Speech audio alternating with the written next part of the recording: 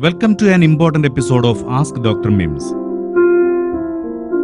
ഇന്ന് ഞാൻ എക്സ്പ്ലെയിൻ ചെയ്യാൻ പോകുന്നത് കുട്ടികളിലെ പനിയെക്കുറിച്ചാണ്. കുട്ടികളിലെ പനി പേടിക്കേണ്ടതൊന്നുമില്ല. വീട്ടിൽ തെർമോമീറ്റർ ഉണ്ടെങ്കിൽ നമുക്ക് തന്നെ നോക്കാം. പനി 103 ഡിഗ്രിക്ക് മുകളിലാണെങ്കിലോ ഫിറ്റ്സ് വന്നാലോ അടിയന്തരമായി വൈദ്യസഹായം തേടണം. കുട്ടിക്ക് പനിയോടൊപ്പം കുളിരുണ്ടെങ്കിൽ പുതപ്പിക്കാൻ കമ്പിളി വസ്ത്രം നൽകണം. അല്ലാത്തപക്ഷം നേർത്ത കോട്ടൺ വസ്ത്രങ്ങളാണ് നല്ലത്. പനിയുള്ളപ്പോൾ ഏറ്റവും ആവശ്യം വിശ്രമമാണ്. വൈറൽ പനിയുള്ളപ്പോൾ രോഗപ്രതിരോധ ശേഷി കുറയുന്നതിനാൽ മറ്റ് ബാക്ടീരിയൽ അണുബാധയുണ്ടാകാം. അതുകൊണ്ട് പുറത്തു പോകുന്നത് കഴിയുന്നതും ഒഴിവാക്കുക. പനി വരുമ്പോൾ ശരീരത്തിലെ ജലനഷ്ടം ഒഴിവാക്കാനായി പാനീയങ്ങൾ ഇടയ്ക്കിടെ നൽകണം. കരിക്കിൻ വെള്ളം, തിളപ്പിച്ചാറ്റിയ വെള്ളം, പഴച്ചാറ്, കഞ്ഞിവെള്ളം ഇവയെല്ലാം കുഞ്ഞിന്റെ ഇഷ്ടാനുസരണം നൽകാം. ജലാംശം കുറഞ്ഞാൽ ശരീര താപനില വീണ്ടും കൂടുന്നതിനാൽ പനി കുറയാൻ താമസിക്കുകയും രക്തസമ്മർദ്ദം കുറഞ്ഞ് തലചുറ്റലുണ്ടാവുകയും ചെയ്യും. പനിയോടൊപ്പം ഛർദിയോ ലൂസ് മോഷനോ ഉണ്ടെങ്കിൽ ORSO, ഉപ്പിട്ട നാരങ്ങ വെള്ളമോ കഞ്ഞിവെള്ളമോ കൊടുക്കാവുന്നതാണ്.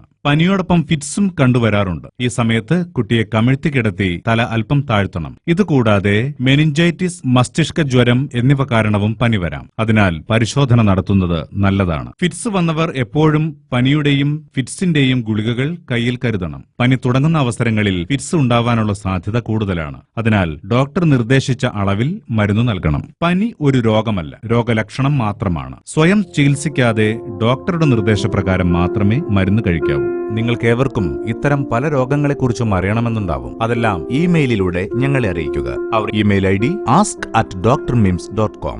നാളെ വീണ്ടും കാണാം മറ്റൊരു വിഷയവുമായി. Thank you.